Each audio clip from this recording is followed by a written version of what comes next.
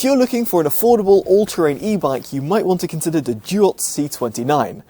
At the time of filming and in the UK, it can be found for £750 for the single battery pack and extends up to roughly £1,000 if you want the dual battery pack model.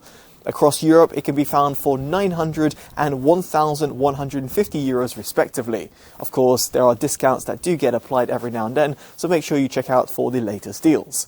Now, it's worth pointing out over here that the bike comes with a 1-year warranty, and there are also hydraulic brakes that are available as an additional extra, and that will cost you roughly £60 in UK or €70 in Europe.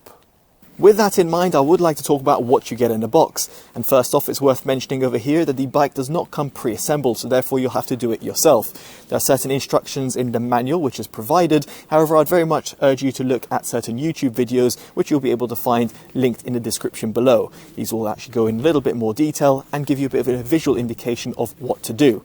Now, nonetheless, over here you have got the bike with the saddle, which is adjustable, a removable battery pack which has also got 2 keys, one of which is used as a spare, and also a charger. Then you have got 2 built-in lights, one at the front and one at the rear, which serve as your headlight as such, and also your rear brake light. And yes, it does serve as a brake light as well, alongside a regular light. And then you've also got a rear rack. Elsewhere, it's a nice touch by the manufacturer to also include a small little pump, although there's no sort of gauge, so you'll just have to bear that in mind, and also a smartphone holder which you can mount on your handlebars. Moving on, we get onto its electric range, and here it's claimed to be sitting at 80 to 100 kilometers or 50 to 62 miles. Of course, it depends in terms of the battery pack configuration, the weather conditions, and how you are actually riding the bike in terms of the level of assist. Now, the removable battery has got 48 volts and 15 amp hours, just in case you're wondering.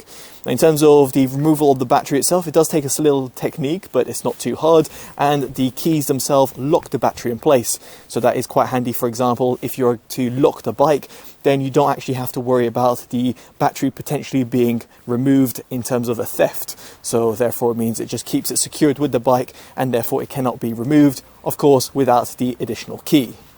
This brings me on to performance, and here you have got a rear 750 watt motor which dispatches 65 Newton meters of torque, at least according to the manufacturer. It's limited to go up to 15.5 miles an hour or 25 kilometers an hour. Although it's worth mentioning over here that via the LCD display you can actually delimit it, and I've been able to see it go a lot faster. Now, here at the front you have also got a throttle which can be mounted. Again, worth bearing that in mind, that it very much depends in terms of your laws that are found in your country, so make sure you look them up before you actually fit them or indeed delimit the bike. Now, elsewhere you've got a Shimano 21-speed gear system which can be adjusted from the handlebars, of course. Then you've got front and rear discs with mechanical brakes, although this can be upgraded to hydraulic brakes which are available as an upgrade. Very much useful if you want to increase and better the overall stopping power of the bike. Now, the maximum load capacity is 120 kilograms, and the recommended height sits between 1.7 meters and 2 meters. I am myself 70 kilograms and around 1.8 meters, and had no issues whatsoever when it came to the overall ergonomics of the bike.